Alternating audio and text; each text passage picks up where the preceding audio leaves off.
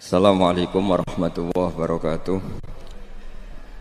Bismillahirrahmanirrahim. Nahmaduka ya ghafuru ya syakuru. Mashalli wa sallim barik ala sayyidina maulana Muhammadin wa ala alihi wa sahbihi aswa'in nama ba'du. Kita tidak bosan-bosan cerita ini karena ini khazanah kita.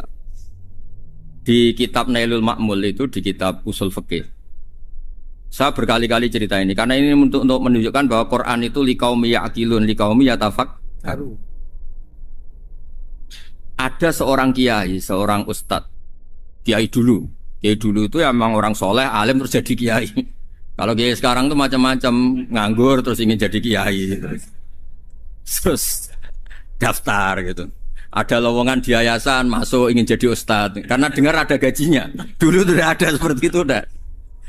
Makanya dulu tuh kalau ustadz kiai pasti soleh karena dia alim terus ingin orang lain tuh mendapat ilmunya. Kalau sekarang nggak ada yayasan sehat, guru gajinya sekian. Yang nggak ingin jadi ustadz tuh daftar karena ada gaji. Apalagi ada kabar, ada gaji, ada mes, ada wah yang daftar banyak. Tapi mentalnya ada kiai sebetulnya. Ya kalau sampean tanya itu baik dah Gus, ya setengah baik. Ya maksudnya setengah baik ya ada baik ngajar itu kan baik. Tapi setengah saja karena motifnya itu nyari gaji, bukan ingin mencerdaskan umatnya Rasulullah SAW. Itu Imam Amudi itu guru matematika. Saya nggak bosan-bosan cerita ini. Guru matematika. Muridnya sampai takut ini masuk surga ndak. Kiai kok ndak ngajarin istighosa atau tahlil malah ngajarin apa? Matematika. Beliau meninggal terus muridnya tanya, "Ma fa'alallahu bik?" Kira-kira gitu. Apa yang dilakukan Allah? Allah nyambut Anda gimana? Terus kata Imam Amudi, bagus saya disuruh ngajar malaikat. Karena malaikat kan enggak pernah kayak anak beki gini ngaji gini. Malaikat tuh enggak pernah ngaji, dia iman saja karena tahu surga, tahu neraka terus iman gitu aja. Jadi imannya malaikat tuh enggak keren kita. Imannya loh ya. Loh itu yang ngendikan Nabi loh, enggak saya. Nabi pernah tanya sama sahabat, iman yang paling keren siapa? Jawabannya sahabat malaikat. Ya enggak karuan malaikat iman. Dia yang tahu surga neraka, tahu segalanya, masa ada imannya? Pasti iman lah katanya. Terus ya para sahabat engkau iman ya wajar kan menangi saya, nemuin saya. Yang hebat itu orang-orang yang tidak melihat saya, tidak saya didik tapi tetap iman. Karena dididik akal, ya tadi dididik Quran, apa dididik Quran. Sama siapa? Teks bahasa Arabnya masang. Terus Imam Amudi kata Allah, suruh dia ngajarin para malaikat cara menemukan saya. Malaikat dikumpulin terus Imam Amudi disuruh ngajar. Sama singkat kata-katanya Allah di mimpi itu. Istadilla ala wahdaniyati bihadrati malaikati. Tolong ajarkan cara menemukan saya padahal Anda ini manusia yang tidak melihat saya. Anda di Jakarta kan lihatnya gedung-gedung. Paling jadi khayal terus nikmat lah Anda ikut punya tapi ikut nikmati. Orang desa-desa kalau ke Jakarta itu pokrol. Wah di Jakarta tuh gedungnya tinggi-tinggi, tidak kayak kampung sini. Lo udah ikut punya, ikut bangga. Di Jakarta orangnya cantik-cantik, tidak kayak orang sini. Padahal dia ya dapat orang cantik gitu. Jadi Allah tuh saking pinternya, miskin-miskin ya bisa berkhayal dan bahagia. Nah, itu alhamdulillah betul. Akhirnya itu apa ini anak-anak begini saya tak niati ngajar standar anak-anak akademik. Terus pertama yang diajarkan hanya bilang gini, sama siapa teknya? Ya malaikat wahi para malaikat. Terus beliau bilang, nisbatus naini wassalasah ila malanihayata lahu nisbatul far'i ilal asli. Angka itu jumlahnya berapapun 2, 3 sampai triliunan. Semuanya itu nisbatul far'i ilal asli. Binisbat ilal wahid nisbatul far'i ilal asli. Angka 2 ya cabangnya 1, 3 cabangnya 1, 1 triliun ya cabangnya 1. Tetap yang asal usul adalah angka 1. Itu nangis semua malaikat. Cara Jawa itu mandekman kowe iman kaya imanku. Makanya imannya umatur Rasulullah SAW itu PD-nya yakinnya kayak imannya malaikat. Kalau Tuhan itu 1. Karena angka agak bisa dimulai kecuali dengan angka 1. Makanya nisbatus naini wassalasah ila malani hayatalahu iku nisbatul far'i ilal asli. Semuanya itu nisbatnya cabang ke induk. Berarti semua alam raya ini tetap asal usulnya 1, yaitu qul huwallahu ahad. Nah, itu namanya akal. Umatnya Rasulullah itu ditinggali mukjizat akal lewat panduan Quran, sehingga meskipun kita tidak menangi Rasulullah, tidak menangi sahabat, kita tidak tahu malaikat Jibril, tapi cara iman kita ini tidak kalah keren. Yakin, hakul, yakin. Terus kedua, gambar. Kamu gambar rumah, gambar hewan, gambar apa saja, mesti dimulai satu titik. Entah gambar kamu bagus, entah jelek, tetap dimulai satu titik. Nah, titik ini namanya nuqtatul wujud. Semua alam raya dimulai dari satu titik, yaitu nuqtatul wujud. Makanya Quran dimulai bismillah, dan bismillah itu dipilih sama Allah pakai pertama ba itu ada titik. Itu kata semua ulama. Itu titik itu singkatan dari bi kana makana wa bi yakunu mayakun. Karena saya semuanya ada. Bi itu karena saya. Jadi makanya santri-santri beki tidak usah bayangkan kamu jadi wali terus bisa terbang ke Mekah, tidak usah. Kalau terbang ke Mekah ya sudah umroh aja bayar. Kalau enggak ya maklaran KBH atau apa. Pokoknya cari gratis. Ya gratis kan ya. Dapat orang 10 gratis satu. Terus orang enggak umroh-umroh dirayu-rayu supaya umroh. Repot. Itu pelanggaran fikih itu. Kalau orang punya utang itu wajibnya hanya utang dulu gitu. Wah repot. Saya itu juga sering bingung di kampung-kampung. Gus sama umroh. Kenapa? Dapat gratisan. Minta uang saja buat nyaur utang, nggak boleh. Wah, secara fikih yang wajib itu nyaur utang bukan umroh. Nggak boleh Gus diminta uang, nggak boleh, harus umroh. Udah gitu saya ini bingung Gus mau umroh, nggak nikmati. Kenapa? Disuruh ngajar Gus. Repot semua kalau ibadah mergawe ya jadi bingung semua. Ya saya mohon anak-anak BK semua yang seneng Quran itu harus seneng sampai kayak saya sehingga tahu. Mencari Tuhan dengan cara tauhid yang berbasis akal itu sedzahir imannya malaikat. Jika di kelas men iman itu manusia ulul ilmi, kita-kita yang nekuni ilmu itu nomor satu prakteknya. Karena nomor satu itu Allah karuan kan, syahidah Allah kan gak tertandingi, syahidah wa annahu la ilaha illallah. Terus wal malaikatu, malaikat kan karuan karena langsung menyaksikan surga. Dan ketiga apa? Wa ulul ilmi. Berarti prakteknya kan nomor satu. Kalau kompetitornya semuanya manusia, ulul ilmi nomor berapa? Satu kan? Nah nomor 3 kan dari Allah, malaikat, ulul ilm. Berarti kalau kompetisinya antar manusia nomor berapa? 1 kan? Nah kenapa ulul ilmi di nomor 3 kan tapi dari Allah, malaikat, ulul? Kerennya kayak apa? Karena cara iman ulul ilmi itu enggak ada ragunya sama sekali. Kamu ragu enggak kalau 2 itu cabang dari 1, asalnya 1? Enggak pernah ragu kan? Semua gambar seruat apapun dimulai dari 1 titik, ragu enggak? Enggak kan? Nah, imannya umatnya Nabi karena dipandu oleh Quran itu seyakin itu, sehakul yakin itu. Nah itu terus Jubair bin Mut'im jadi iman. Am khuliqu min ghairi syai'in am humul khaliq. Terus kata Allah lagi, kalau kamu tidak percaya saya yang bikin langit bumi ya gampang dong, kamu saja yang ngomong kalau kamu yang bikin. Paling orang sepakat kamu stres. Terus hanya ayat gitu, am khalaqus samawati wal ardh. Kalau kamu tidak yakin Allah yang bikin ya silakan Anda klaim saja kalau kamu yang bikin langit bumi. Bala yukinun. Kamu juga gak mau kan dibilang stres. Ya, ini ngaji ilmu dulu nanti bagian terakhir ijazah. Bismillahirrahmanirrahim. Ini riwayatul Bukhari. Haddatsana Abdullah bin Yusuf, haddatsana Les, haddatsana Sa'id al-Maqburi an-Nabi Hurairah radhiyallahu anhu qala an-Nabiy sallallahu alaihi wasallam. Ma minal anbiya'i nabiyyun illa qad u'tiya minal ayat ma mithluhu amana alaihil bashar. Wa innama kana alladhi utituhu wahyan awhahu wa ilayya fa arju an akuna aktsarahum tabi'an yaumal qiyamah. Terus kita tahu semua nabi itu punya mukjizat. Ya, semua nabi itu punya apa? Mukjizat. Mukjizat itu hal yang luar biasa yang memastikan manusia itu tidak bisa menyainginya atau menandinginya. Dan rata-rata mukjizat Nabi dulu itu fisik. Misalnya ontanya Nabi Soleh itu kan onta tapi keluar dari batu, itu kan aneh. Aneh sekali. Atau tongkat Nabi Musa bisa simsalabim mengeringkan laut apa? Merah. Semua Nabi itu punya mukjizat dan semuanya berbentuk fisik. Kecuali mukjizatul Rasulullah Shallallahu Alaihi Wasallam itu berupa Al-Quran. Al-Quran itu konsep ilmiah. Terus kata Rasulullah SAW, tapi saya karena Quran itu justru berharap pengikutku besar dan sampai hari kiamat. Sekarang kita logika ya.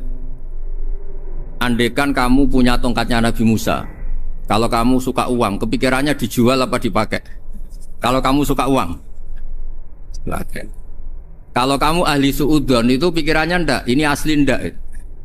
Karena yang melihat di Turki itu ya sebagian gitu. Kalau yang suka perdukunan itu bayangkan tuh miliknya. Mungkin dipakai ngakali orang atau apa, pokoknya bayangkan tuh miliknya. Kalau yang kolektor pikirannya itu nanti ini laku berapa. Tapi kalau peneliti mungkin pikirannya itu ini asli apa enggak? Bukti aslinya apa? Repot lah. Lagi pula kalau kamu punya utang terus mau apa? Istri kamu marah mau apa? Kalau pakai tongkat. Nah, beda dengan mukjizatnya Quran itu semuanya apa? Ilmiah. Orang yang sedang harmonis dengan istri bisa pakai ayat di antara ayat-ayat Allah itu apa? Wa ja'ala bainakum mawaddatan. Nanti kalau ditakdir cerai, saya tidak menyarankan cerai. Kalau ditakdir cerai, itu masih dimotivasi sama Allah. Wa iya tafarraqa yughnillahu kullam min sa'ati. Jika suami istri itu cerai, jangan-jangan suaminya dapat istri lebih baik, istrinya nanti dapat suami lebih baik. Jadi yang masa lalunya dianggap prahara. Kan banyak orang suaminya meninggal ketika nikah lagi ditanya, kangen sama suami pertama? Alhamdulillah ini lebih baik. Padahal suaminya yang meninggal itu berharap istrinya ini kangen, ternyata dia sudah syukur dapat suami yang lebih baik. Jadi Quran itu menunggui kita ila yaumil qiyamah. Kita tidak bunuh diri, itu ya barokahnya Quran. Karena problem apapun kita dinasihati apa sabar, apa dinasihati sabar.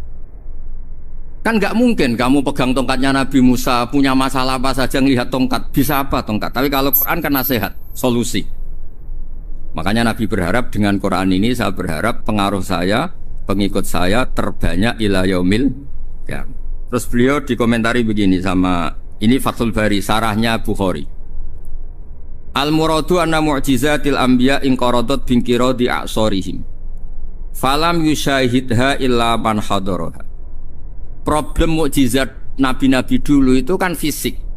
Sehingga yang tahu kalau Nabi Soleh punya unta yang ajaib itu yang tahu ya hanya yang hadir saat itu. Yang tahu kalau tongkat Nabi Musa bertuah itu juga yang tahu hanya yang hadir saat itu. Selebihnya tahu tongkat ya di museum. Tapi kalau Quran menjadi solusi, menjadi panduan, menjadi pegangan itu ila yaumil qiyamah. Kita beri contoh ya Quran panduan yang paling gampang misalnya. Dulu ini cerita ya. Dulu itu ada orang kafir cerdas namanya Jubair bin Mut'im. Itu saking pinternya dia, pinter juga tokoh. Itu sebagai delegasi pembebasan Asra Badrin. Jadi tawanan-tawanan perang Badar itu mulai dulu ya ada negosiasi mau dibebaskan. Terus orang-orang kafir ini menugaskan namanya Jubair bin siapa? Mut'im. Ini ada di Bukhari. Karena ini ngaji di Jakarta, kalau orang nggak tahu hadis juga tanya ini sahih ndak gitu. Wong nggak tahu kok tanya, itu aneh. Padahal kalau dibodoni itu ya nggak tahu. Tapi ya tetap tanya, hadisnya ini sahih ndak. Ini kata kiai apa kata nabi ini ya. Memangnya kata nabi kamu dengar kan ya lewat kiai. Emang. Setelah itu Jubair itu datang ke Medina. Dengerin, datang ke mana? Medina. Kemudian dengar Nabi baca Wattur pas sholat maghrib. Jubair karena Nabi dulu gak ada hotel, gak ada pondok ya. Pondoknya Nabi hanya sufah itu. Nabi baca maghrib, bukan diskusi, bukan debat. Baca Wattur wa kitabim mastur firrokim mansur wal baitil ma'mur wasaqufil marfu wal bakhril masjur. Terus itu. Kemudian sampai pada titik ayat am khuliqu min ghairi syai'in. Masa manusia atau alam raya yang maujudat, yang nyata, yang wujud nyata. Kemudian asal-usulnya itu ketiadaan. Ini kan hadhil alam maujud. Alam ini kan nyata. Masa sesuatu yang nyata penciptanya itu tidak nyata. Jadi gak mungkin ada faham nihilisme. Kalau faham nihilisme berarti melahirkan teori begini. Al-adamu yakhluqu maujudan. Sesuatu yang tidak ada menciptakan yang itu kan akal gak bisa nerima. Kalau sesuatu ini ada, penciptanya pasti ada. Terus Akhirnya Jubair bin Mut'im itu simpuh di depan Rasulullah terus bilang, "Ya Muhammad, kada qalbi ayatir." Hampir saja hati saya terbang.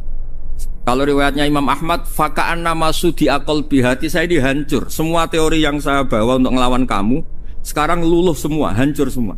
Yang benar adalah teori Anda bahwa Tuhan itu satu dan Tuhan itu ada sebelum semua makhluk. Coba kalau Nabi Muhammad ada Jubair bin Mut'im terus menyembunyikan tongkat dekat mihrab, terus dilihat ini apa, paling pikirannya ini dari kayu apa, terus yang bentuk tongkat itu tukang pemahatnya siapa, kok kurang keren, kalau di Blitur gimana ya, kan malah panjang. Kira-kira kalau mukjizat itu dari tongkat itu malah panjang lah pokoknya, panjang. Lagi pula kamu coba kan nggak ngarah mandi, itu yang mandi kan nabinya bukan tongkatnya. Coba tongkatnya Nabi Musa coba anak-anak beki itu dipakai mukul kucing aja tidak mesti mati itu. Jadi nggak jelas mukjizat-mukjizat seperti itu nggak. Tapi kalau Quran menunggui sampai saking hebatnya Quran, teori rasionalitas kampanye di mana-mana. Tingkat validitas, tingkat kebenaran Quran itu bahkan bisa diuji tanpa membuktikan, tanpa apa? Cukup pakai akal. Ya terus saya teruskan. Fala yamurru terus al murad anna mu'jizatil anbiya in qaradat bi qidari a'sam wa mu'jizatul Quran mustamirratun ila yaumil qiyamah wa kharquhu lil adat fi uslubihi wa balaghatihi wa ikhbarihi bil mawhibat. Terus kata ini yang ngarang Fathul Bari sarahnya Imam Bukhari, fala yamurru asrun minal a'sar illa wa yadharu fihi syai'un mimma akhbaru bi annahu sayakun yadullu ala sihhati da'wahu wa hadza aqwal muhtamilat wa takmiluhu fil ladzi ba'da wa qilani ya anal al makna anal mu'jizat al madiyah kanat khissiyatan tusyahadu bil absar kana qoti soleh wa asa Musa. Mukjizatnya nabi-nabi dulu itu hanya penyembuh, hanya pelengkap, hanya nuruti keinginan mata. Seperti dahsyatnya apa? Laut Merah di sebelah apa dipukul sama tongkatnya Nabi siapa? Itu semuanya itu hanya memanjakan mata. Urusan mata. Terus wow itu. Tapi kalau mukjizatnya Nabi Muhammad itu berdasar akal. Maksudnya berdasar akal nih, dengerin ya. Dengerin betul. Ketika Laut Merah terus tersibak kan, wow itu keren kan? Terus kita bilang, menyimpulkan, wah kita tidak akan mampu. Itu bodoh sekali kesimpulan kita tidak akan mampu. Meskipun bikin nyamuk Anda juga tidak mampu. Loh, untuk memutuskan tidak mampu saja kok sampai pertunjukan seperti itu tuh laopo, cek goblok gitu. Nah kalau kita karena umat yang pinter untuk memaksa kita nggak mampu, Allah bilang innallaha la yastahi ayadriba mathalam ma ba'ud. Kita melihat nyamuk langsung berkesimpulan tidak mampu. Saya berkali-kali cerita nyamuk itu sudah kecil, masih punya urat, uratnya kayak apa? Masih punya kuman, kumannya seberapa?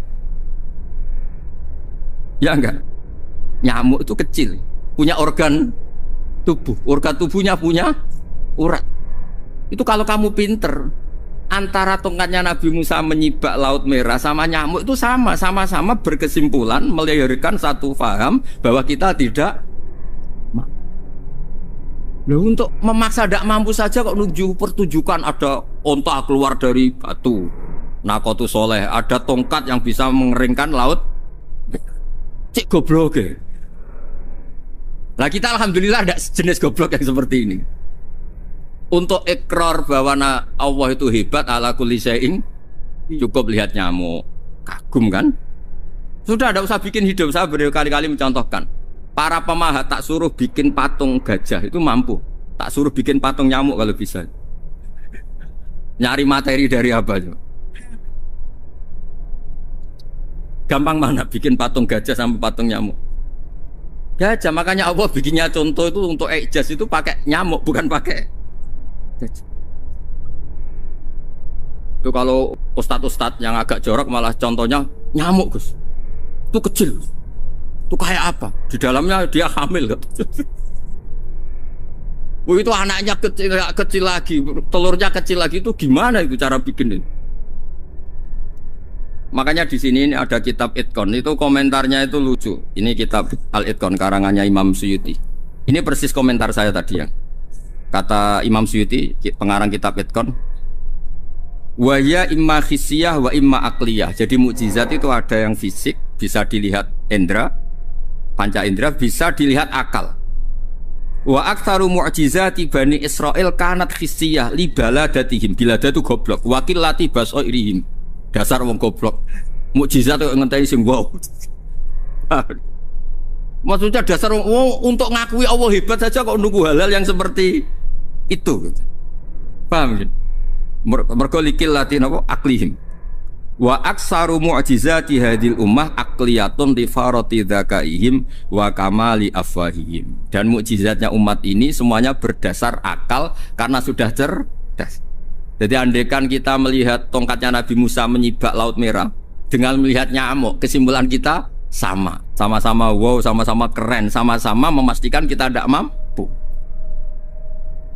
Makanya terus Quran menerangkan ya wa ma min dabatin fil ardi wala ta'iri yatiru bi janahihi illa umamun amsalukum. Jadi keseharian kita lihat burung kok terbang.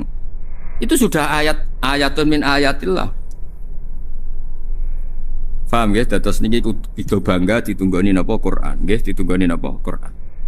Wa mu'jizatul Quran tusyahadu bil basirah fayakunu mayatabi'u li ajlihi aksar.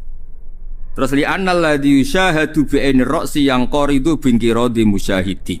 Sesuatu yang tampilan dahsyatnya itu disaksikan mata, maka itu bisa habis.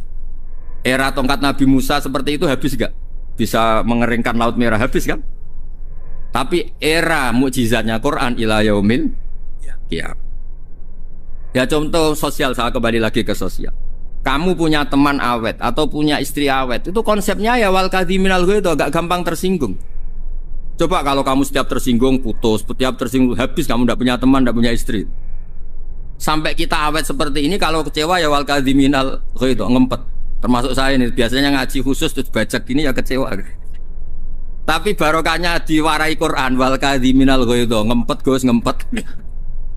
Terus kecewa sama teman, kenapa tidak putus? Karena wal afina aninna, sudah kalau kecewa maafkan. Coba kalau kita kecewa presiden demo, kecewa menteri demo, kecewa orang tua minggat, ya kalau dicari, kalau tidak kan malu. Saya itu punya teman tak tanya, kecewa besar sama bapak itu, kenapa tidak minggat? Malu. Kenapa malu? Takut gak dicari. Itu orang tuh paling malu itu kalau keluar dari rumah nggak di.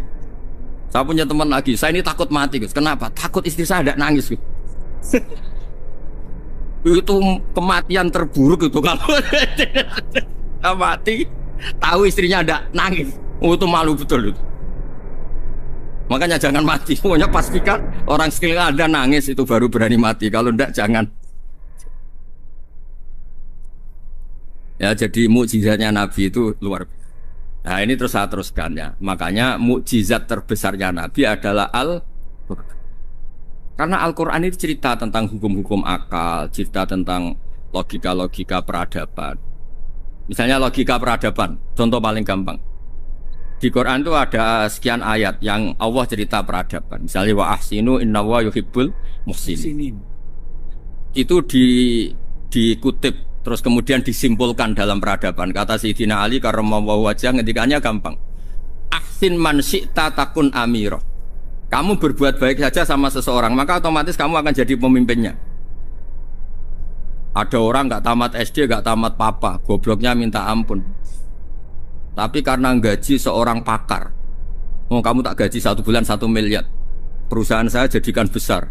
Itu dikongkan ngalor ngidul ya nurut. Hanya karena dia ihsan. Terus wastaghni amman syi'ta takun nadhira. Saya ulang lagi. Wastaghni amman syi'ta takun nadhira. Dan kamu jangan butuh orang lain, siapapun dia, maka kamu akan setara. Misalnya ada menteri orang antri mau salim, tapi kamu tidak butuh, kan tenang saja. Tapi kalau kamu butuh, habis kamu. Ya kan? Kamu tidak butuh seseorang, maka kamu posisinya akan setara. Kamu harus sopan karena punya utang jasa. Kalau nggak punya apa-apa kan setar. Ya enggak? Misalnya kamu jajar rektor atau jajar menteri, jajar apa saja. Kalau kamu tidak punya utang kan, kamu jajar menteri tidak punya utang, sama jajar satpam tapi punya utang, takut mana?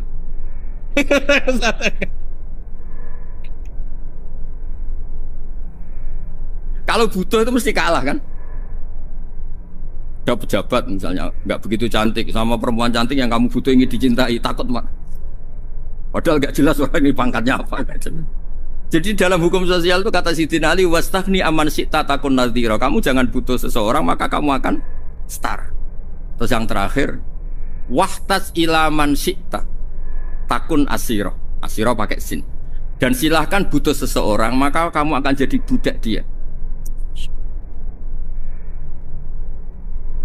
Ya coba misalnya Anda seorang profesor, seorang alim, seorang kiai top. Misalnya mencintai janda di ujung kampung sana, jalan kaki 2 kilo. Padahal itu gak tamat SD, tapi gara-gara seneng kacau kan? Logika kepangkatan hilang semua kan? Jadi itu hukum peradaban. Itu mewakili isi-isi sosial yang diterangkan Quran. Ya, jadi paketnya 3 tadi ya. Ahsin man syi'ta takun amiro. Kamu berbuat baik sama seseorang maka kamu bisa memimpin. Wastahni amman syi'ta takun nadhira. Kamu jangan butuh seseorang maka kamu akan setara. Bok kamu ketemu orang terkaya di dunia. Yo ketemu orang terkaya di dunia, kamu jejer, kamu tidak butuh dia. Tenang kan bisa setara kan? Tapi kalau butuh harus sopan, ngajukan proposal, harus berakhlak karimah. Makanya sekarang Anda kok berakhlak kenapa? Ternyata mau nyalek. Biasanya Anda berakhlak kok berakhlak. Ada apa ini? Makanya guyonan di Rembang itu Beb Husen itu. Kalau ada orang mendadak sopan sama temannya, temannya curiga, kok tumben sopan, mau utang ya?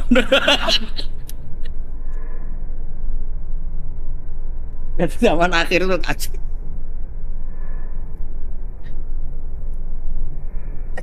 Ya di semua daerah gitu ya sama Pak Rektor ya. Kalau ada teman biasanya nggak sopan kok sopan, itu temannya curiga. Ini Pak Rektor UI ikut kaji. Kok tumben sopan, ada apa ya? Karena di mana-mana orang butuh itu pasti beretika. Kamu punya teman paling berdua, kalau mau utang berakhlak gak? Atau misalnya kamu punya adik cantik terus punya teman berdua, kalau cinta adik kamu berakhlak gak? Biasanya nggak sama sekali gak berakhlak. Gara-gara butuh menjadi berakhlak. Ya jadi hukum sosial itu ya kuncinya 3 tadi. Ahsin man syi'ta takun amira. Wastahni amman syi'ta takun nadhira. Terus wahtas ila man syi'ta takun asira. Kalau kamu butuh seseorang pasti kamu dibikin hina. Asir itu tawanan. Nah, Quran itu bicara sosial itu lengkap. Dan itu yang nunggui kita. Kita punya tetangga yang kurang baik, ya seneng. Punya tetangga baik, ya seneng. Kata Imam Syafi'i, saya berkali-kali cerita. Kok seneng semua Imam Syafi'i? Ya bagus lah. Kalau yang seneng saya enak lah. Dijak jagongan, dijak ngopi enak. Yang nggak seneng saya, gak ngarah utang. Uang itu nak, kamu punya tetangga gak seneng kamu, aman kan? Aman. Gak akan pinjem uang kan? Pinjem mobil. Uang gak seneng kok. Makanya Imam Syafi'i itu kalau ngedikan luar Syafi'i diceritain orang. Ya Aba Abdillah bagiannya. Ya Aba Abdillah orang itu gak seneng kau. Bagus lah. Loh kenapa bagus? Waman asa'a ilaika faqad atlaqaka. Orang yang gak seneng kamu maka membebaskan kamu. Gak akan pinjam uang, pinjam mobil, gak akan ganggu waktu kamu, kan gak seneng. Justru yang seneng-senengi masalah pinjam terus. Imam Syafi'i itu orang yang anggap dunia itu selesai. Ada yang cerita, ya Aba Abdillah, orang yang tadi cium tangan engkau, yang hormat engkau, di luar maki-maki engkau, ngerasain engkau, ngata-ngatain engkau. Ya bagus lah. Kok bagus gimana? Berarti saya wibawa, depan saya tidak berani. Berarti saya wibawa, di depan saya tidak berani. Berarti itu makomnya sudah kulillah sumadarhum fi khawdihim yal'abun. Sudah dunia itu selesai, sudah agak penting semua. Nah, itu kalau kamu anak-anak beki ahli Quran sudah ayatnya kulillah sumadarhum fi khawdihim yal'abun. Sudah lihat Allah saja agak penting, makhluk-makhluk itu. Dah makhluk semua agak penting, sepenting Allah. Nah, kita ini ditunggoni mukjizat seperti itu. Bayangkan misalnya kita ditunggoni tongkatnya Nabi Musa. Saya ngajar di sini terus ini tongkat. Terus nanti yang tanya, Gus itu kayu apa Gus? Nanti yang kolektor tanya itu harganya berapa Gus? Ruwet apa? Terus yang ahli suudon itu asli gak Gus? Wah. Yang ahli suudon kan mesti tanyanya gitu, itu asli enggak Gus? Repot-repot pokoknya. Tapi kalau Quran kan jelas. Suatu saat ada perdebatan antara Abul Hasan al-Asy'ari. Abul Hasan al-Asy'ari ini tokoh ahli sunnah paling populer dalam ilmu logik. Dia mengatakan orang menemukan Tuhan itu harus lewat logika yang cermat, tidak boleh taklid, hanya ikut-ikutan. Dia harus menemukan satu argumentasi bahwa Tuhan atau pencipta langit itu ada. Kemudian ada satu problem di mana orang-orang kampung atau orang-orang yang lugu atau orang-orang awam itu tidak bisa ilmu logika, ilmu mantek kalau dalam bahasa pesantren. Kata Abul Hasan al-Asy'ari, itu masih mungkin. Alhasil para ulama ini meneliti ke orang-orang yang lugu, yang di kampung, yang petani, yang lugu sekali. Apa yang mereka temukan? Ternyata mereka punya cara logikanya sendiri untuk menemukan Tuhan, Sang Pencipta. Pernah suatu saat ada seorang petani lugu, biasa menggembala unta, ditanya, "Bima arafta rabbak?" Lalu kamu yang petani ini yang hanya ngurusi sawah, ngurusi ladang, dengan cara apa kamu tahu kalau Tuhan itu ada? Si petani tadi marah besar dan dia mengatakan, "Al-ba'ratu tadullu 'alal ba'ir wa asharul aqdam yadullu 'alal masir." Kata petani tadi, yang namanya ada kotoran unta, pasti ada untanya. Yang namanya ada jejak kaki, pasti ada yang barusan lewat. Artinya kalau ada makhluk, pasti ada pencipta. Ini logika awam yang mudah. Kita tidak mungkin mengatakan bumi ini pencipta, mengatakan matahari pencipta. Kelihatan sekali kebendaannya, kelihatan sekali bahwa bumi matahari tidak punya ikhtiar, tidak punya kekuatan. Kelihatan sekali sifat-sifat kemakhlukannya. Jika benda-benda ini karuan makhluk, pasti menunjukkan bahwa ada penciptanya, ada khalik. Bismillahirrahmanirrahim. Alhamdulillahirabbil alamin wassalatu wassalamu ala asyrafil mursalin sayyidina Maulana Muhammadin wa ala alihi washabihi ajmain. Amma ba'du. Berikut sebagai mukaddimah bahwa Profesor Zaini Tahlan berkeinginan UI punya tafsir dan terjemah sendiri. Lewat proses yang panjang dan melibatkan tim, di antaranya saya, terbitlah tafsir versi UII juga terjemah versi UII. Di antara ciri khas terjemahan UI adalah bahwa bahasa Arab yang tentu mengandung kesusastraan Arab, balaghah, kemudian ditransfer untuk pembaca Indonesia, sehingga di antara ciri khas terjemahan UI adalah dengan rasa Indonesia dan tentu tidak merubah makna. Berikut beberapa kutipan yang perlu pemirsa atau pendengar tahu. Al-Quran adalah satu kitab suci yang diturunkan kepada Nabi besar Muhammad SAW. Dan di antara ciri Al-Quran adalah menjelaskan kebenaran secara jelas, secara gamblang. Sebagaimana firman Allah, bahwa Rasul adalah Rasulun minallah yatlu suhufam mutahharah.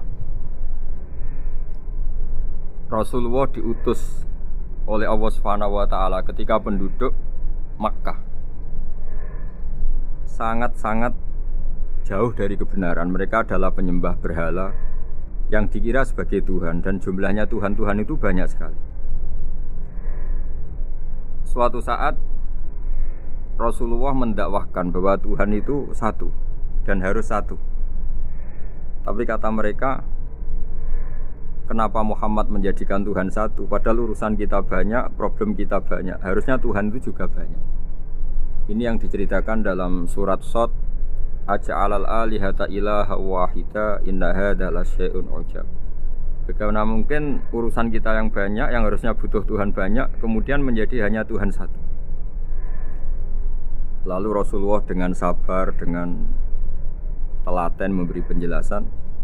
Dan ini yang disebut al-bayyinah, penjelasan yang sangat jelas, sangat gamblang, sangat rasional. Kata Rasulullah dalam sebuah hadis yang diriwayatkan dalam Musnad Ahmad, teksnya begini: orang-orang yang menyembah selain Allah itu ibarat kama sali rojulin istaro abdan min kholisi malih biwarikin au dhahabin faja'ala ya'malu. Mereka mau bekerja tapi wayu'ti hullatahu ila ghairi sayyidi fa ayyukum sarruhu ayyakuna abduhu kadzalik. Nabi lalu kemudian bikin analogi, wahai masyarakat Mekah, bagaimana kalau anda ini jadi seorang pembantu atau seorang budak lalu punya majikan banyak, Dan semua majikan Anda ini punya perintah yang beda-beda, punya selera yang beda-beda. Semuanya atasan Anda, semuanya majikan Anda. Apa Anda senang punya majikan yang banyak? Lalu mereka bilang, wah susah Muhammad kalau kita punya majikan banyak. Tuhan kamu adalah majikan kamu. Bagaimana kalau Tuhan banyak, punya perintah yang beda-beda, punya selera yang beda-beda? Kalian pasti akan kebingungan. Ya sudah Muhammad, normalnya Tuhan itu satu. Sehingga mereka tercerabut dari pemikiran bahwa Tuhan harus banyak. Ini yang dimaksud dalam surat Al-Bayyinah, lam yakunil ladzina kafaru min ahlil kitab wal musyrikina munfakina hatta ta'tiyahumul bayyinah. Bahwa orang-orang kafir, baik kafir ahli kitab maupun kafir musyrik Mekah, mereka tidak pernah terlepas dari sifat kekafirannya, yaitu menuhankan banyak Tuhan, sampai datang sebuah bayyinah. Bayyinah itu argumentasi kebenaran yang begitu jelas. Setiap membawa kebenaran argumentasinya meyakinkan. Itu siapa? Rasulun minallah yatslu suhufam mutahharah, yaitu Rasul yang membacakan lampiran-lampiran suci, yaitu Al-Quranul Karim. Dengan penjelasan analogi tadi kemudian orang-orang Mekah sadar susahnya kayak apa kalau Tuhan banyak, lalu perintahnya beda-beda, seleranya beda-beda, hukumnya beda-beda. Ini membingungkan. Akhirnya mereka ngakui bahwa pentingnya logika tauhid. Nah ini yang Rasulullah ini benar-benar berstatus bayi. Kemudian analogi betapa buruknya kita saat menyembah selain Tuhan. Lalu Rasulullah mencontohkan sebagaimana yang saya kutip tadi dari Musnad Ahmad. Misalnya Anda punya pembantu atau zaman dulu budak. Anda beli dari harta kamu, dari uang kamu. Kemudian budak ini kerja. Yang ngasih makan kamu, yang fasilitasi kamu, toko milik kamu, semua milik kamu. Kemudian dia kerja dan hasil dari kerjanya dia dikasihkan ke orang lain. Kamu seneng tidak punya budak yang seperti itu, kata Rasulullah. Wah, kita semua tidak seneng Muhammad. Sama seperti itu. Kamu adalah bisa makan rezeki dari Allah. Kamu nempat di buminya Allah. Kamu minum dari air yang dibikin Allah. Kemudian Anda menyembah selain Allah. Itu aneh apa enggak? Menyembah zat yang tidak memberi rezeki kamu, yang tidak bikin bumi untuk kamu, yang tidak bikin langit untuk kamu, yang tidak bikin fasilitas air untuk kamu. Aneh enggak? Semenjak itu mereka berpikir betapa buruknya mereka menyembah berhala, menyembah arca, menyembah Yesus, menyembah macam-macam. Nah ini yang disebut Rasulullah adalah orang yang benar-benar bayyinah. Ketika melontarkan kebenaran, benar-benar jelas sehingga diterima secara akal yang sehat. Karena semua akal yang sehat akan menerima agama ini disebut fitratallahi fatarana salihah, bahwa agama ini agama fitrah. Orang yang normal, yang cara berpikir normal pasti menerima agama. Nah, UII dengan terjemahan ini dan dengan tafsir ini ingin memberi penjelasan simbol-simbol yang ada di beberapa surat. Di antara lagi yang di bab muamalah, betapa Rasulullah itu punya logika yang benar-benar mudah diterima. Dulu orang Arab dalam bab muamalat jual beli biasa menjual kurma masih kecil, masih belum jelas jadi kurma yang baik apa enggak. Kalau istilah orang Jawa masih pentil. Kalau bahasa Arab qobla buduwi solahiha, calon buahnya itu belum pasti jadi buah. Kemudian masih bunga, masih apa sudah dijual. Dengan transaksi asumsi harga andekan sudah jadi kurma. Kalau dalam Jawa mungkin jual mangga sebelum tua masih pentil, masih kecil. Lalu kata Rasulullah, kamu jangan melakukan itu. Kenapa ya Rasulullah, padahal kita butuh uang? Kata Nabi, ara'aitum in mana Allahu as-samra fa bima yastakhillu ahadukum mala akhi. Bagaimana kalau buah-buah yang masih kecil itu kemudian berguguran karena satu musim atau karena apa? Lalu kamu mendapat uang itu atas nama apa? Yang dikatakan tijaro adalah muawadhah. Pembeli dapat barang, kamu dapat uang. Lalu kalau barang yang ada enggak menjadi buah yang baik, Anda menerima uang itu atas nama apa? Rasulullah secara haru, secara mengingatkan nurani kita dengan redaksi fabima yastakhillu ahadukum mala akhi. Lalu kamu mendapat uang saudara kamu atas nama apa? Kalau atas nama buah, mereka belum mendapat. Akhirnya ada kesadaran bersama bahwa sebaiknya kita menjual sesuatu itu yang pembeli ya dapat barangnya, yaitu dalam konteks ini buah yang sudah layak dijual, kita dapat uang. Ini lagi-lagi Rasulullah al-bayyinah sekali memberi penjelasan begitu jelas. Ketiga misalnya di bab jinayat, di bab hukum pidana. Rasulullah kalau bikin logika itu begitu jelas, mudah diterima. Misalnya begini, suatu saat Rasulullah bersabda, Al-qatil wal maktul finnar, orang yang membunuh dan yang dibunuh sama-sama di neraka. Tentu dalam konteks saling bunuh yang dalam kezaliman. Lalu sahabat janggal, ya Rasulullah, oke lah kalau pembunuh itu masuk neraka, ini bagaimana mungkin yang dibunuh pun masuk neraka? Rasulullah dengan jelas, dengan bayinah, dengan hujjah, beliau menjawab, innahu kana harison ala qatli sahibi. Sebetulnya yang terbunuh pun mentalnya pembunuh, karena dia sangat juga ingin membunuh saudaranya. Nasibnya saja yang menjadikan dia terbunuh. Hanya sahabat tahu, oh ya ternyata maktul dalam konteks duel adalah mentalnya qatil juga. Sehingga karena mentalnya qatil dia tetap di neraka, meskipun prakteknya dia menjadi maktul yang terbunuh. Nah ini yang dimaksud oleh Allah, bahwa Rasulullah ini bisa menghilangkan tradisi kemusyrikan, bisa menjungkir balikkan, menghancurkan kemusyrikan, karena Rasulullah bisa menjelaskan secara detail hatta ta'tiyahumul bayyinah. Bayyinah adalah Rasulun minallah yatslu suhufam mutahharah. Jadi ini yang insya Allah sebagai kajian kita, bahwa kita butuh sekian penjelasan untuk mengenang dan membuktikan bahwa Rasulullah adalah benar-benar al-bayyinah. Dari sekian contoh tadi, pendengar bisa tahu betapa agama ini mudah diterima oleh akal. Sehingga di beberapa ayat disebut agama ini liqaumi ya'qilun, liqaumi yatafakkarun. Agama ini bagi kaum yang bisa berpikir. Agama ini bagi kaum yang mau berangan. Dulu untuk menghilangkan kemusyrikan dengan logika kafir Mekah bahwa urusan kita banyak, harus Tuhan banyak, itu panjang sekali.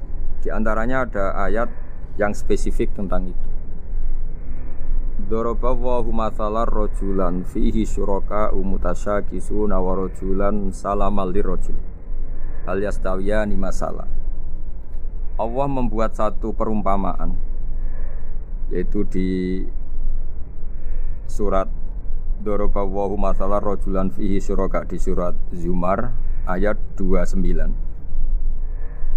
Allah membuat satu perumpamaan, bagaimana andaikan Anda jadi seorang pembantu atau asisten, lalu Anda punya majikan banyak yang seleranya beda-beda.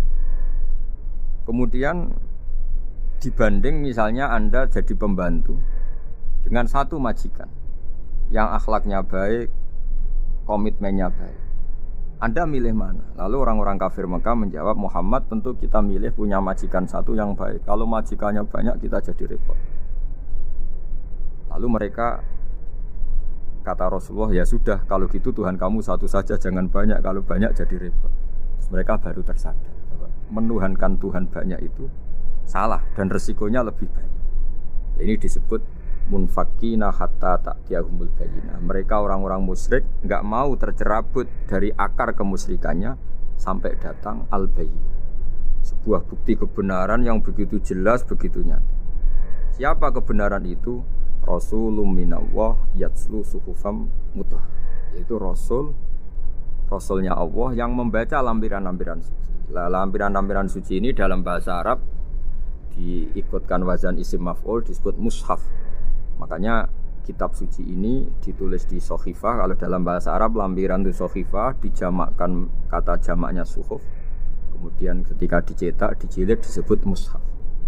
Sehingga alhamdulillah UII Universitas Islam Indonesia punya mushaf, punya terjemahan, punya tafsir. Ini diharapkan kita sebagai ulama, sebagai dai, sebagai ustadz bisa warasatul anbiya, karena kata Rasulullah al ulama warasatul anbiya.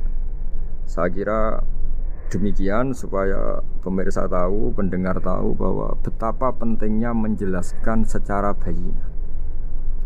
Ini penting sekali karena sekarang pikiran di dunia itu macam-macam dan kita butuh energi untuk mengungkap lagi intisari-intisari dari sesuatu yang digulirkan atau dibahas Al-Quran. Sehingga Al-Quran ini benar-benar jadi ibrah, jadi teladan bagi kita semua. Jangan sampai karena kita lupa mengkaji Al-Quran sehingga hukum-hukum Al-Quran menjadi mandek. Kita harus terus mensosialisasikan supaya Quran ini hidup. Caranya gimana? Masyarakat dirangsang supaya tahu al-bayyinah. Contoh yang terakhir sebelum menutup perjumpaan kali ini, misalnya dulu orang kafir Mekah itu janggal karena mereka juga punya kajian bahwa Nabi itu bersyarat harus turunan dari bangsa Israel. Karena semua Nabi itu pasti turunan Nabi Ibrahim. Yaitu Nabi Ibrahim punya anak yang bernama Ishak. Ishak punya anak yang bernama Yakub. Yakub ini yang nanti punya anak Yusuf, sehingga Yusuf bin Yakub bin Ishak bin Ibrahim. Ketika nabi-nabi ini hidup di Palestina, di Yerusalem, itu kayak jadi aturan bahwa nabi itu harus turunan Bani Israel. Sehingga ketika orang-orang kafir Mekah dari kelompok ahli kitab, ketika Rasulullah Muhammad mendakwahkan diri sebagai nabi, mereka janggal bagaimana mungkin nabi dari orang Arab. Nabi itu harusnya orang Yerusalem atau orang Palestina. Kemudian Allah memberi penjelasan, fihi ayatum bayyinatum maqamu Ibrahim, bahwa Muhammad adalah turunan Ibrahim. Bukti nyata adalah di Mekah ada jejak kakinya Nabi Ibrahim, yaitu yang sekarang kita sebut maqam. Setelah dilacak-lacak ternyata mbah-mbahnya Rasulullah atau nenek moyang atau leluhur Rasulullah bernama Adnan. Adnan ini kata sejarah-sejarah disepakati wa Adnanu bila raibin intadzawil ulumin nasabiyah ila dzabihi Ismaila nisbatuhu wa muntama, bahwa Adnan ini tertulis secara sejarah lengkap bahwa dia turunan dari Nabi Ismail. Ismail adalah anak dari Nabi. Kemudian makom Ibrahim ini juga dibuktikan sekian sejarah bahwa Ibrahim pernah di situ. Yaitu ketika Hajar, ibu dari Ismail, kesulitan nyari air, lalu lalang lari antara Safa dan Marwah. Kemudian kita kenang sekarang bernama Sa'i. Kemudian dekat Ka'bah ada namanya Hijir Ismail, karena dulu jadi kamarnya Nabi Ismail. Hijir, hujro itu kamar atau ruang khusus untuk Nabi Ismail. Sehingga jelas sekali bahwa Ibrahim, Ismail, Hajar pernah hidup di Mekah. Lalu lagi-lagi orang kafir Mekah yang dari kelompok ahli kitab sadar bahwa Muhammad jadi nabi layak karena dia juga turunan dari Ibrahim alaihis salam. Ini yang disebut fi ayatum bayyinatum maqamu Ibrahim, bahwa di kawasan Mekah, kawasan Bakkah atau kawasan Hijaz jelas sekali ada jejak-jejak. Lagi-lagi ini bayyinah. Nah, bayyinah ini yang bisa menghilangkan sifat kemusyrikan, sifat kekufuran, karena lewat penjelasan yang panjang ini kemudian benar-benar diketahui bahwa Muhammad jadi nabi itu sah. Karena dari segi dakwahnya benar, perilakunya benar, hujahnya benar. Sekarang dari segi nasab juga benar karena beliau termasuk keturunan dari Nabi Ibrahim alaihissalam lewat jalur Ismail. Ini penting kita ketahui dan perlu kita kaji supaya istilah-istilah di Al-Quran kita tahu. Makanya banyak istilah di Al-Quran, misalnya wattaba'tu millata abai, kita ngikuti agama leluhur kami. Di situ disebut ada Ibrahim, ada Ishak, ada Ismail, ada Yakub. Kenapa demikian pendengar? Bahwa karena agama ini butuh tradisi, dan tradisi ini menjadi komunitas sosial. Sehingga ketika tradisi ini sudah mantap, insya Allah lewat kebenaran agama ini akan menyingkirkan kemusyrikan. Contoh paling mudah begini, Nabi itu melarang orang menyembah batu. Tapi kemudian dalam tradisi Islam sendiri ada orang sholat kemudian sujud, yang secara zahir sujud itu mencium batu atau mencium masjid tempat kita sujud. Apalagi kita mencium Hajar Aswad, secara kasat mata seakan-akan kita ini menghormati betul Hajar Aswad. Sehingga orang kafir mencibir, Muhammad itu aneh. Dia melarang kita menyembah batu, tapi dia sendiri mencium Hajar Aswad seperti itu. Dia sendiri menyembah batu. Orang kalau sujud seakan-akan seperti itu. Tapi lewat penjelasan Nabi, bahwa kita sujud hanya kepada Allah. Kita kalau sujud baca sajadah wajhililladzi khalaqahu wa sawwarahu wa syaqqa sam'ahu wa basarahu bihaulihi wa quwwati fatabarakallahu ahsanul khaliqin. Wajah kami sujud kepada zat yang menciptakan wajah kami, yang mengasih kita pendengaran, yang mengasih kita pandangan. Hanya Allah saja yang ahsanul khaliqin, hanya Allah saja zat yang paling baik dalam penciptaan. Ini penting sekali saya katakan bahwa sehingga sujud kita yang seperti itu adalah simbol tawadu. Tidak ada kaitannya dengan kita ini menyembah batu. Sehingga kita tradisikan ke anak-anak saat sujud baca subhana rabbiyal a'la wa bihamdi. Kita ajarkan mereka bahwa semua selain Allah adalah ciptaan. Jadi andai kan nggak ada tradisi tauhid yang dijelaskan begitu detail. Saat kita haji bilang labbaik Allahumma labbaik, labbaik la syarika lak labbaik. Innal hamda wan ni'mata laka wal mulka la syarika lak. Ya. Setiap kita haji mengitari Hajar Aswad kita bilang nikmat semua dari Allah. Enggak ada syarik bagi Allah, enggak ada mitra bagi Allah, enggak ada sekutu bagi Allah. Sehingga karena ini kita maklumatkan, kita kumandangkan. Meskipun umat Islam itu mencium Ka'bah, mencium Hajar Aswad, enggak akan disalahpahami ini bentuk penuhanan kepada Hajar Aswad atau kepada Ka'bah. Karena kita ungkapkan innal hamda wan ni'mata laka wal mulka la syarika lak. Enggak ada syirik, enggak ada mitra bagi. Sehingga dari sekian talbiyahnya Rasulullah kita tahu ini bentuk pemaklumatan tauhid. Bahwa tauhid harus dikumandangkan lewat kalimat-kalimat thayyibah, lewat pemikiran-pemikiran logika hujjah bahwa Tuhan pasti satu dan yang jadi Tuhan hanya Allah Subhanahu wa taala. Karena andekan ini tidak dikumandangkan, kemudian ada ritual yang secara lahir kasat mata nyium Hajar Aswad, nanti seperti tuduhannya orang kafir bahwa Islam itu aneh, melarang menyembah batu, tapi nyatanya ada ritual mencium batu. Sebab itu tidak menjadi aneh ketika Imam Bukhari termasuk rawi besar, termasuk hadis sahih yang meriwayatkan Sayyidina Umar atau Umar radhiyallahu anhu, itu setiap mencium Hajar Aswad beliau berkomentar, saya tahu betul kamu hanya batu, la tadurru wa la tanfa, tidak memberi madarat, tidak memberi manfaat. Kalau saja saya tidak melihat Rasulullah mencium kamu, maka saya tidak mau mencium. Dulu di era itu ada momentumnya. Kenapa sih Umar radhiyallahu anhu atau sahabat Umar susah-susah memberi penjelasan seperti itu? Karena dulu masih ada salah paham bahwa mencium batu itu identik dengan misalnya menuhankan batu atau mendewa-dewakan batu. Sehingga Umar berutuh memberi penjelasan. Sayyidina Umar memberi begitu penjelasan detail bahwa kamu hanya batu yang tidak mandoroti, tidak manfaat. Tapi secara tradisi sunnah Rasul kamu dicium, ya saya ikut. Ini penting sekali penjelasan-penjelasan seperti ini, maklumat-maklumat seperti labbaik Allahumma labbaik, sehingga semua ritual Muslim tidak disangka atau tidak disalahpahami sebagai pemuja. Lagi-lagi penjelasan yang detail ini disebut al-bayyinah, rasulun minallah yatslu suhufam. Kemudian ayat berikutnya disebut fiha kutubun qayyimah, bahwa dalam kitab suci Al-Qur'an itu banyak aturan-aturan atau catatan-catatan yang begitu lurus, begitu benar. Tentu karena kita ini orang Indonesia yang kalau mengakses langsung bahasa Arab mungkin kita masalah, sehingga alhamdulillah Universitas Islam Indonesia menerbitkan seri terjemah juga seri tafsir, dan sekarang dibantu lewat acara ini kita berusaha atau membantu para pendengar untuk lebih memahami lebih jauh. Sahabat Indonesia yang kami hormati,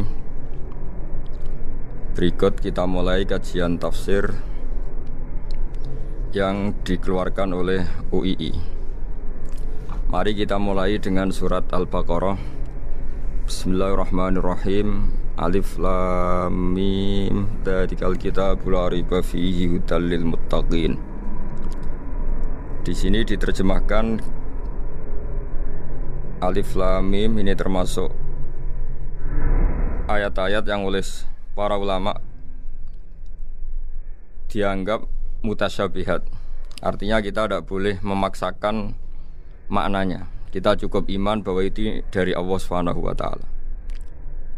Ini termasuk ayat-ayat yang kita percaya bahwa ada makna yang diinginkan Allah, tapi kita tidak perlu menduga-duga Apa sepersisnya makna itu?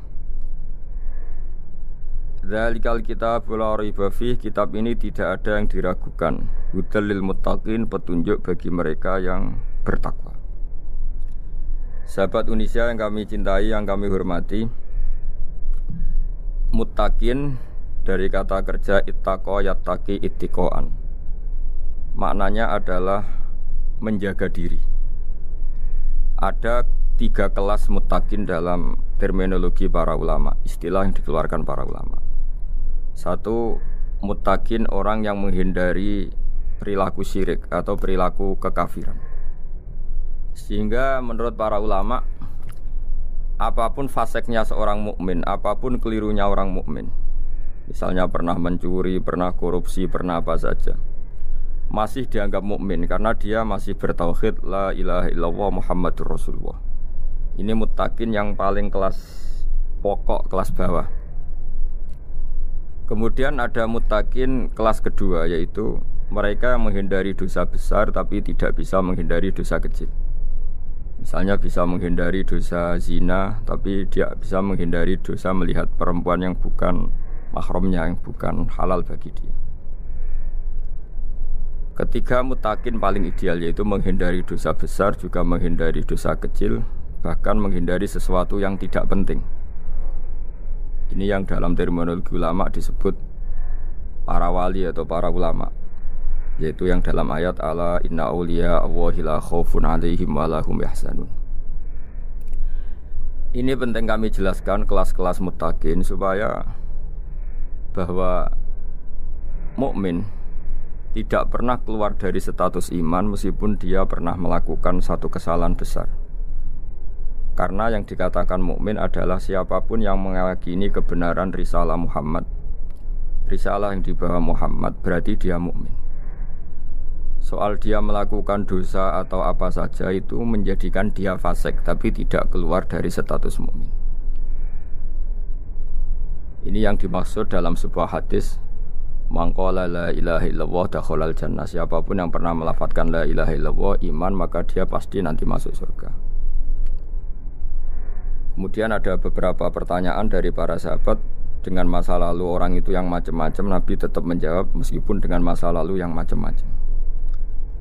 Sebab itu perlu dikaji serius, sebagaimana ada yang ditafsir Sawi bahwa muttaqin itu dari kata kerja ittaqa yattaqi ittiqaan atau ittaqa yattaqi taqwan. Ini maknanya orang yang menjaga diri. Tentu menjaga diri ini ada yang kelas premium, kelas sempurna. Jadi sesuatu apa saja yang bahaya kita jaga, termasuk dosa kecil, melakukan hal yang tidak penting. Ada orang mukmin yang hanya bisa menjaga dari dosa kekafiran, dosa kemusyrikan.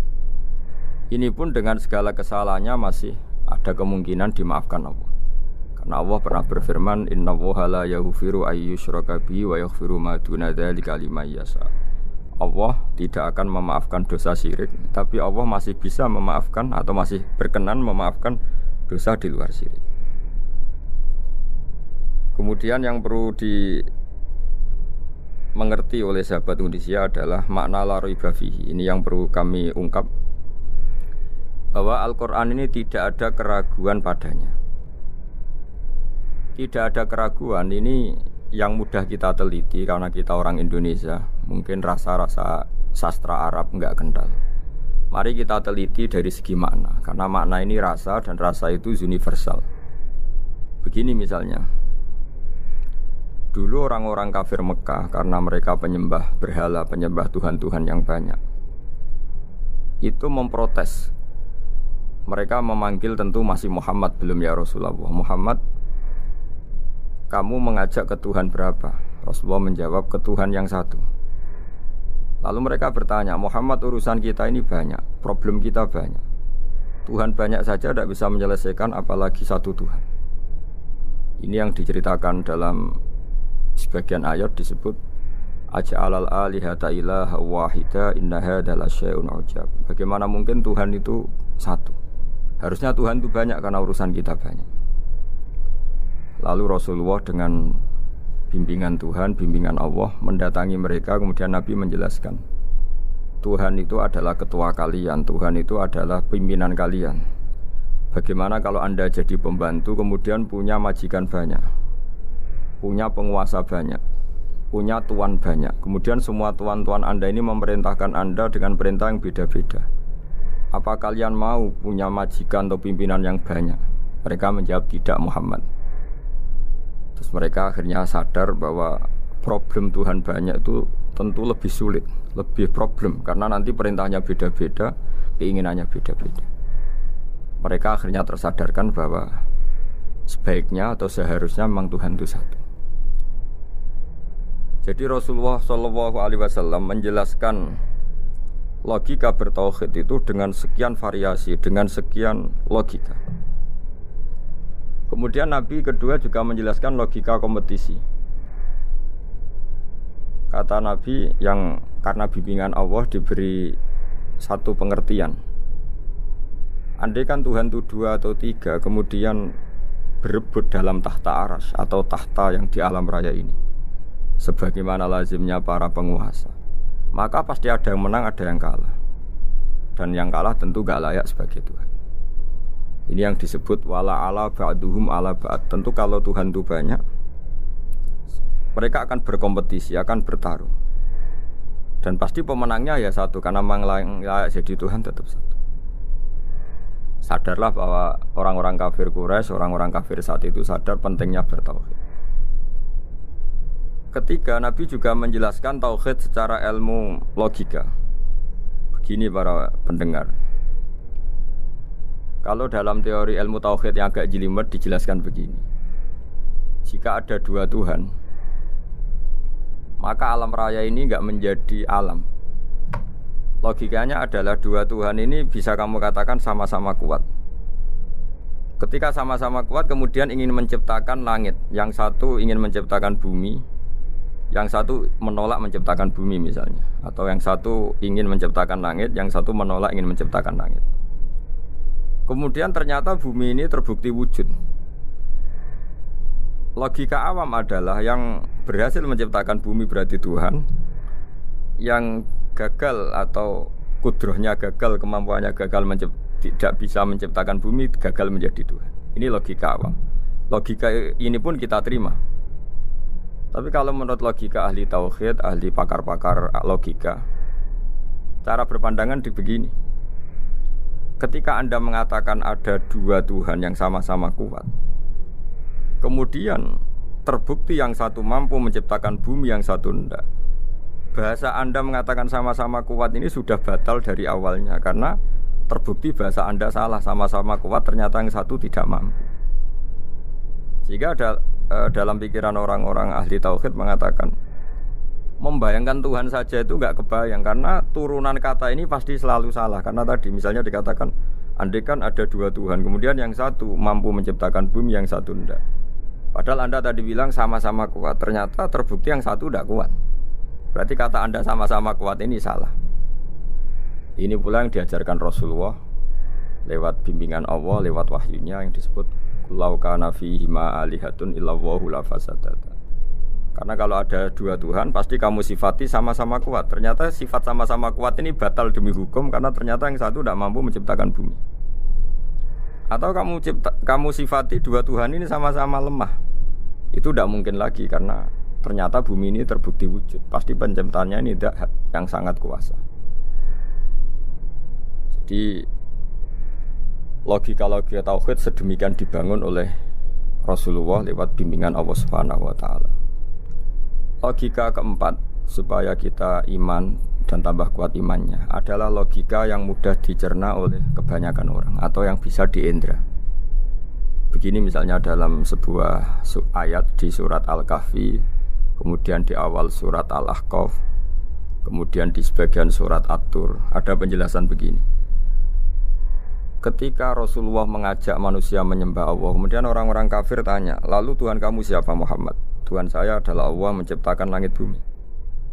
Terus mereka berandai-andai, ada Lata, ada Uzza, ada Manat, ada Hubal. Itu Tuhan-Tuhan kami. Terus Rasulullah bertanya, apakah Tuhan-Tuhan yang kamu sembah itu memberi kontribusi saat langit dan bumi diciptakan? Mereka menjawab, tidak Muhammad, itu Tuhan-Tuhan yang kami bikin. Begitu juga asumsi tentang Tuhan-Tuhan yang lain.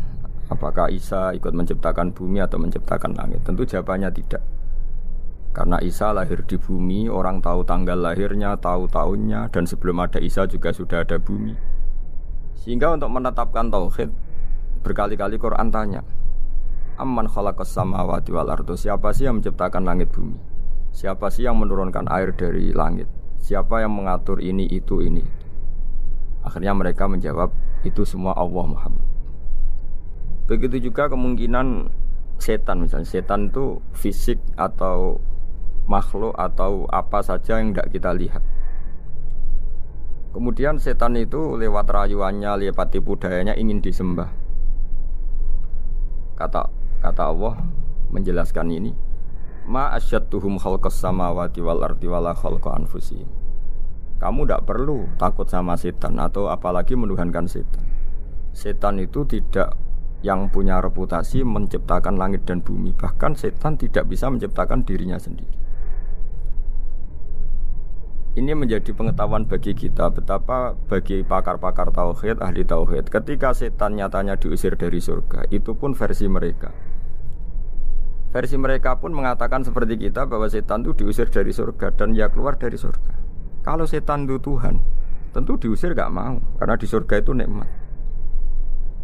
Ketika setan diusir dari surga ya keluar, dia juga jadi makhluk yang hina dina.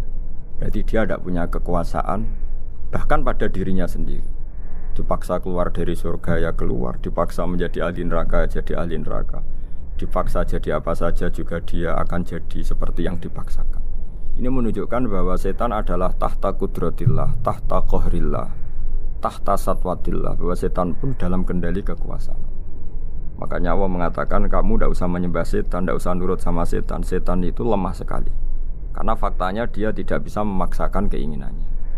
Ini yang oleh Allah disebut dalam firman-Nya inna kaida syaitani kana dhaifa. Setan itu lemah sekali.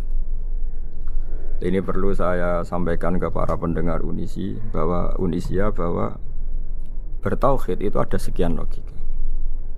Logika kelima adalah logika orang awam. Awam sekali. Suatu saat ada perdebatan antara Abul Hasan al-Asy'ari. Abul Hasan al-Asy'ari ini tokoh ahli sunnah paling populer dalam ilmu logika. Dia mengatakan orang menemukan Tuhan itu harus lewat logika yang cermat. Tidak boleh taklid, hanya ikut-ikutan. Dia harus menemukan satu argumentasi bahwa Tuhan atau pencipta langit itu ada. Kemudian ada satu problem di mana orang-orang kampung atau orang-orang yang lugu atau orang-orang awam itu tidak bisa ilmu logika, ilmu mantek kalau dalam bahasa pesantren. Kata Abu Mansur, kata Abul Hasan al-Asy'ari, itu masih mungkin. Alhasil para ulama ini meneliti ke orang-orang yang lugu, yang di kampung, yang petani, yang lugu sekali. Apa yang mereka temukan? Ternyata mereka punya cara logikanya sendiri untuk menemukan Tuhan, Sang Pencipta. Pernah suatu saat ada seorang petani lugu biasa menggembala unta, ditanya, Bima araf tarubak, lalu kamu yang petani ini yang hanya ngurusi sawah, ngurusi ladang, dengan cara apa kamu tahu kalau Tuhan itu ada? Si petani tadi marah besar dan dia mengatakan, Al-ba'ratu tadullu alal ba'ir wa asharul aqdam yadullu alal masir. Kata petani tadi, yang namanya ada kotoran unta, pasti ada untanya. Yang namanya ada jejak kaki, pasti ada yang barusan lewat. Artinya kalau ada makhluk, pasti ada pencipta. Ini logika awam yang mudah. Kita tidak mungkin mengatakan bumi ini pencipta, mengatakan matahari pencipta. Kelihatan sekali kebendaannya, kelihatan sekali bahwa bumi matahari tidak punya ikhtiar, tidak punya kekuatan. Kelihatan sekali sifat-sifat kemakhlukannya. Jika benda-benda ini karuan makhluk, pasti menunjukkan bahwa ada penciptanya, ada khalik. Dalam logika Bedui tadi, si Bedui tadi, kalau ada kotoran sapi, pasti ada sapinya. Meskipun sapinya sudah sekarang nggak terlihat, mungkin sudah jalan kemana. Sama, kalau ada jejak kaki, meskipun orang yang tadi lewat sudah kita nggak tahu, tapi kita pasti tahu, pasti ada yang lewat. Ini yang dimaksud dalam bahasa Arab, al-ba'ratu tadullu alal ba'ir. Kalau ada kotoran sapi atau kotoran unta, pasti ada untanya. Wa atharul aqdam yadullu alal masir. Kalau ada jejak orang lewat pasti tadi ada orang lewat. Nah, semua metode ini digunakan semua oleh Rasulullah. Logika yang bagi intelektual, logika bagi kaum awam, logika bagi kaum menengah.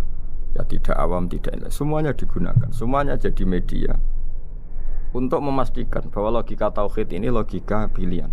Logika yang benar-benar logika. Sehingga dalam banyak ayat disebut agama ini liqaum yaqilun, liqaum yatafakkarun. Bagi kaum yang bisa berpikir, bagi kaum yang punya akal. Lalu kemudian kami teruskan alladzina yu'minuna bil ghaibi. Ini kata ghaibi bukan kayak dalam bahasa Indonesia misalnya setan atau hantu disebut barang gaib. Kata ghaibi dalam bahasa Arab adalah perbandingan atau lawan kata dari al-musyahad yang bisa disaksikan langsung lewat indera. Kita orang mukmin iman bahwa surga ada, padahal kita tidak pernah melihat surga. Kita mukmin iman bahwa neraka ada, padahal kita belum pernah melihat neraka. Ini sesuatu yang maghoba anil absor, yang mata kita tidak melihat, fisik kita tidak menyentuh. Kita pun iman. Asal sesuatu itu mansus ya, dikatakan secara eksplisit oleh Quran dan hadis. Kalau dalam bahasa usul fikih disebut al-mansus. Ciri mukmin diantaranya adalah yang paling pokok alladzina yu'minuna bil ghaibi. Iman dengan sesuatu yang enggak kelihatan. Lalu kemudian para ulama cara pandang beda-beda. Bedanya bukan karena mereka bertentangan enggak, tapi ini menurut kelas rasa yang berbeda-beda. Bagi orang-orang sufi, Allah itu tidak bisa dikatakan al-ghaib, sesuatu yang enggak kelihatan. Karena Allah itu begitu jelas, az-zahir. Kata orang sufi, Allah itu zahir. Begitu juga dalam Asmaul Husna disebut Allah itu az-zahir, begitu jelas. Karena orang yang akalnya mapan, hatinya mapan, melihat satu lemari yang bagus, pasti langsung mensifati bahwa pembuatnya adalah orang yang hebat. Orang yang melihat mobil mewah atau pesawat yang canggih, pasti kepikiran pertama adalah pasti pembuatnya canggih. Sehingga eksistensi pembuat pesawat itu adalah orang hebat, itu langsung tertanam ketika melihat pesawat itu hebat. Bagaimana mungkin seseorang ragu akan kehebatan pembuat pesawat ketika melihat detail-detail pesawat? Pasti langsung kepikiran kalau pembuatnya itu hebat. Memutuskan bahwa pembuat pesawat hebat itu tidak harus ketemu yang membuat, juga tidak harus melihat. Tapi akal kita pasti meyakini pembuatnya itu hebat. Berarti keputusan menyimpulkan bahwa pembuatnya hebat adalah az-zahir begitu jelas. Begitu juga langit dan bumi, matahari semuanya tertata rapi. Air dengan fungsi manfaat yang sebegitu hebat, oksigen, semua tanaman, buah-buahan. Meskipun kita tidak pernah melihat Tuhan, tapi akal kita, nurani kita pasti berkeyakinan dan tahu betul pasti pembuatnya itu zat yang super hebat, super bijaksana. Sehingga dalam kategori ini Allah tidak bisa dikatakan sesuatu yang enggak tersentuh, yang enggak terjangkau. Allah itu az-zahir begitu jelas. Sehingga di antara Asmaul Husna disebut az-zahir. Sebab itu saya menganjurkan, atau saya punya saran bahwa alladzina yu'minuna bil ghaibi itu contoh paling mudah itu kayak surga, kayak neraka. Kalau Allah sendiri itu az-zahir, mudah diketahui. Karena tadi orang yang melihat pesawat canggih pasti saat itu juga berkeyakinan dan itu pasti benar, pasti pembuatnya juga canggih.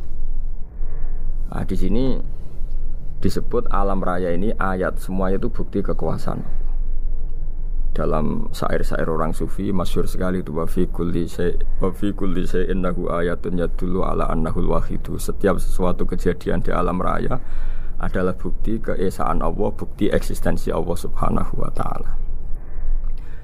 Sehingga dalam satu kisah, normalnya orang itu paling tahu itu dengan dirinya sendiri, karena dia adalah dia. Tapi kalau Imam Sibawayh, seorang pakar nahwu, mengatakan a'raful ma'arif Allah, di alam raya ini yang paling mudah dikenali itu ya Allah, pencipta. Karena andai kan kita sendirian di hutan, kemudian kita mulai punya akal, kita mungkin tidak tahu diri kita ini siapa. Tapi setidaknya kita langsung menyimpulkan bahwa kita tidak bisa menciptakan diri kita sendiri. ketika kita berkesimpulan tidak bisa menciptakan diri kita sendiri, pasti kita terus berkesimpulan ada di luar kita yang menciptakan kita. Nah, sebab itu kenapa sifat mencipta ini yang pertama kali dikenalkan oleh Allah kepada nabinya untuk dikenalkan kepada umatnya. Yaitu disebut Iqra bismi rabbikal ladzi khalaq. Muhammad, bacalah dengan nama Tuhanmu. Sifat Tuhan yang paling mudah dikenali oleh siapapun adalah sifat pencipta. Karena ketika seseorang yakin dia lahir sudah ada bumi, dia lahir sudah ada langit, dia pasti akan tahu bahwa dia ada penciptanya. Sehingga paling mudah mensifati Allah atau mensifati Tuhan adalah bismi rabbikal ladzi khalaq. Terus kemudian di antara ciri orang baik adalah wa yuqimunas shalat. Kemudian beriman kepada yang gaib, menegakkan sholat. Kata menegakkan adalah dari kata menjaga aturan-aturan atau sesuai aturan-aturan salat. Kita tahu dalam salat ini ada beberapa syarat yang harus dipenuhi. Misalnya harus wudu, harus suci di tempat yang suci. Terus ada syarat-syarat dalam internal salat, dia harus baca Fatihah, harus tumakninah, macam-macam. Itu eksistensi definisi salat. Kemudian kata berdiri juga diartikan para ulama, eksistensi sholat harus diketahui secara publik, secara sosial. Karena sesuatu itu punya eksistensi kalau jadi konsensus atau diakui oleh publik. Di sini agama mewajibkan sholat jamaah. Kata banyak ulama, jamaah itu fardu kifayah, bahkan ada yang mengatakan fardu ain. Harus dijalankan orang banyak secara massal dan harus di tempat yang terbuka. Sehingga kata para ahli fikih, andaikan ada orang jamaah di dalam rumah tidak diketahui oleh banyak orang, belum mencukupi atau belum menggugurkan kewajiban jamaah. Sehingga eksistensi sholat harus diketahui secara publik. Sehingga dulu Rasulullah itu kalau sholat ya di masjid dan masjidnya terbuka. Sampai sekarang kita pun menyaksikan semua umat Islam kalau sholat di masjid yang terbuka. Sehingga dunia non muslim pun tahu bahwa dalam Islam ada ritual, ya, ada ibadah yang bernama sholat. Hikmah kedua dengan cara terbuka seperti ini, sholat itu menjadi gak pernah rubah mulai zaman Nabi sampai kiamat. Dengan tradisi jamaah berarti kaifiyah atau cara sholat ini permanen. Bapak kita sholat ya seperti itu, imam seperti itu, anak cucu kita akan meniru kita ya seperti itu. Sehingga gak ada varian-varian yang hanya berdasar subjektivitas musolli yang sholat. Taruh saja kita misalnya jadi seorang sufi yang baru takut sama Allah atau baru usul kalau dalam bahasa sufi. Kemudian kita sholat sendiri di rumah, mungkin dengan gaya menangis, terseduh-seduh, macam-macam. Ini tentu tidak baik sebagai standar sholat. Begitu juga ada anak atau pedagang yang kesusu atau tergesa-gesa, kemudian sholat hanya sekian, 2 menit, 1 menit. Ini juga agak baik. Meskipun itu boleh dilakukan individu-individu, tapi kalau dalam sholat jamaah, orang harus manut imam. Dan ada standarnya, misalnya tumaknina itu biqadri subhanallah, jadi ada ukurannya. Ini penting saya utarakan bahwa hikmah jamaah itu bukan sekedar dapat pahala 27 kalau sendiri, dapat pahala 1 itu enggak. Tapi ini menjaga eksistensi sholat supaya ya seperti ini terus sampai kiamat. Sehingga orang Indonesia atau orang Afrika, orang mana saja, itu ketika haji atau ketika saling berkunjung di negara lain, itu enggak akan kaget dengan cara-cara sholatnya, karena seluruh dunia kaifiyahnya caranya sama. Ini semua barokah dari jamaah. Maka Rasulullah itu enggak banyak ngendikan tentang caranya sholat, beliau hanya ngendikan shollu kama ra'aitumuni usolli. Sudahlah kamu pokoknya makmum saya, nanti caranya kamu sholat sama seperti saya seperti ini. Sehingga kata menegakkan sholat adalah bisa kita tegakkan kalau kita aparat negara, ya bikin-bikin aturan supaya eksistensi sholat gak terganggu. Kalau kita seorang kultural juga mensuasanakan sholat, dan supaya kefiahnya atau caranya sholat ini benar, kita tradisikan jamaah. Sehingga anak kecil ngikuti yang besar, yang bodoh ngikuti yang pinter dengan satu cara. Itu barokahnya jamaah. Sehingga wa yuqimunas sholat itu, sholat kita dirikan baik secara personal dengan cara-cara tumaknina, kita suci di tempat yang suci, maupun kita tegakkan, kita maklumatkan, kita jadikan konsensus bahwa sholat ya seperti ini. Sehingga ada khayal-khayal lagi dalam Islam. Misalnya nyuwun sewu ada aliran yang mengatakan Ya kalau Tuhan itu kan enggak bebas arah, bebas tempat. Terus dulu pernah ada orang sesat sholat sampai 4 rakaat 4 arah, alasannya Tuhan itu tanpa arah. Enggak akan terjadi seperti itu. Karena ijma'nya umat Islam, konsensus umat Islam akan menolak faham yang seperti itu. Jadi saya mohon sekali, ini pentingnya jamaah. Dengan jamaah maka caranya sholat, cara meyakini madhab kiblat dan sebagainya terjaga ila yaumil qiyamah, sampai hari kiamat. Terus sifatnya orang mukmin lagi, wa mimma razaqnahum yunfikun, dan menafkahkan sebagian rezeki yang kami berikan. Ya ini termasuk zakat, sedekah. Jadi ada sebuah riwayat mengatakan inna fil mali haqqon, harta itu ada haknya, yaitu zakat. Tapi ada juga saran inna fil mali haqqon siwa zakat, di luar keharusan zakat juga ada hak-hak kita untuk memberikan sebagian rezeki kita. Taruh saja misalnya saya punya uang 10 juta. Secara nisab zakat belum sampai 1 nisab, karena 1 nisab itu sama dengan nilai 84 gram emas. Itu kalau diuangkan, kalau 500.000 ya sekitar 42 juta. Tapi kita sebelum punya 1 nisab pun tetap ada keharusan mengeluarkan sebagian. Yaitu tentu dalam fikih kita wajib mengeluarkan uang untuk anak kita, untuk istri kita. Itu yang wajib-wajib. Kemudian ada sosial, kita nyumbang masjid, nyumbang yatim piatu, macam-macam. Sehingga kata para ulama, ciri utama mukmin diantaranya adalah melakukan zakat, baik zakat yang fardu maupun zakat yang sunat. Karena kata zakat itu dimaknai fardu, sebetulnya definisi para ahli fikih untuk membedakan zakat yang wajib dengan sedekah. Tapi sebetulnya zaman dulu enggak ada seperti itu. Zakat itu maknanya bersihkan harta. Sedekah dari kata sedekah bukti benarnya iman. Jadi sedekah dari kata dari kosakata sedekah yasduqu sidqan, sesuatu yang membuktikan kita loyal itu disebut sedekah. Kita nikah, mas kawin di bahasa Arab kan sedekah, dari kata sedekah juga. Kita bukti iman, loyal, kita sedekah. Bukti bahwa kita teman akrab disebut siddiq atau sodik. Kalau dalam bahasa Arab teman namanya juga sodik, karena cara bertemanan secara benar, secara loyal. Sehingga wa mimma razaqnahum yunfikun ini ya memasukkan zakat yang dalam terminologi fikih, yaitu zakat yang zakat al-wajibah, atau zakat yang dengan makna lughat, yaitu ya artinya asal membersihkan harta kita, entah lewat zakat, sedekah, hadiah kepada orang-orang yang kita hormati, semuanya juga masuk dalam definisi zakat atau wa mimma razaqnahum yunfikun. Kemudian sifat terakhir dari orang muttaqin adalah walladzina yu'minuna bima unzila ilaika wa ma unzila min qablika bil akhirati hum yuqinun ulaika ala hudam mir rabbihim wa ulaika humul muflihun. Di sini diterjemah mereka yang beriman kepada kitab yang kami turunkan kepadamu dan yang diturunkan sebelum kamu. Ini kata yang diturunkan sebelum kamu penting sekali, karena ciri utama Nabi adalah dia tidak pernah beda dengan Nabi sebelumnya.